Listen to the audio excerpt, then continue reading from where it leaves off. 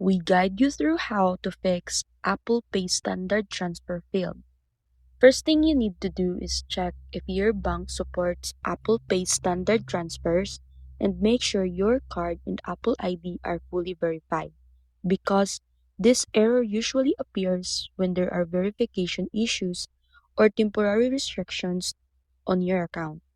Next, open the wallet app and review the field transfer details to confirm the amount is within your daily or weekly transfer limits.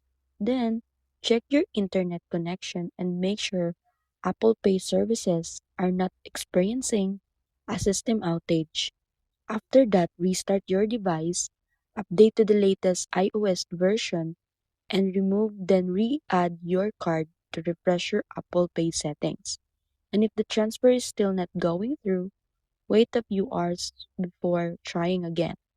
Contact your bank to ask if there are any blocks or pending checks on your account, and reach out to Apple support if everything looks fine on the bank side. So that's it.